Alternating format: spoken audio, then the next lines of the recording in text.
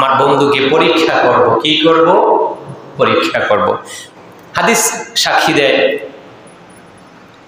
এই পৃথিবীতে আমাদের একমাত্র কলিজার টুকরা সন্তান যদি আল্লাহ বলে, আসমান থেকে যদি বলে, হে রহমান, হে রহিম, হে মালিক, তোমরা তোমাদের প্রিয় বস্তু, তোমার কলিজার টুকরা সন্তান, যে সন্তানটাকে তুমি সবচেয়ে বেশি ভালোবাসো, সেটাকে তুমি আমার রাস্তায় দান করো, আমার রাস্তা জবাই করে দাও, কুরবানি দাও।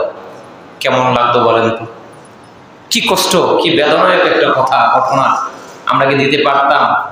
পারতাম না। কারণ আমরা আমাদের নিজের চেয়ে বেশি ভালোবাসি আমাদের সন্তানকে, ঠিক কিনা বলেন?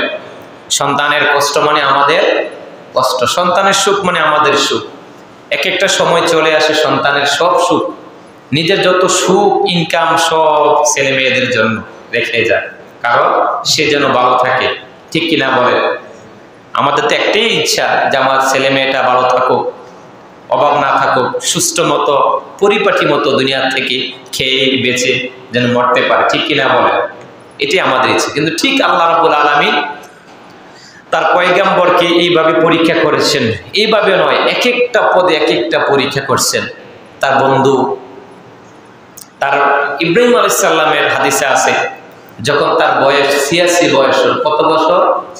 ৮৬ বছর, তার কোনো সন্তান হয় না। কোরআন সাক্ষী দেয়, তখন তিনি পড়েন, রব্বি হাবলি মিনাস সলিহিন, আই রাব্বিল আলামিন, ও দয়াময় আল্লাহ, আপনি আমাকে একটা নেক সন্তান দান করেন। কে দোয়া করেছেন? হযরত ইব্রাহিম আলাইহিস সালাম আল্লাহর কাছে বারবার ফরিয়াদ করেন আর বলেন, রব্বি হাবলি মিনাস সলিহিন, আয় রব্বুল আলামিন, আপনি আমাকে একটা উত্তম সন্তান দান করেন, যে সন্তানটাকে দেখলে আমার হৃদয় চক্ষু শীতল হয়ে যায়। সুবহানাল্লাহ। আর জোরে বলুন সুবহানাল্লাহ। দোয়া করলেন কার কাছে? আল্লাহর কাছে। সূরা সফফাত 101 নম্বর আয়াত, রব্বি হাবলি মিনাস সলিহিন। যখন এই দোয়াটা করলেন, আচ্ছা বলেন, বন্ধু দোয়া করছে, আল্লাহ কি ফিরে দিতে পারে? কখনোই না।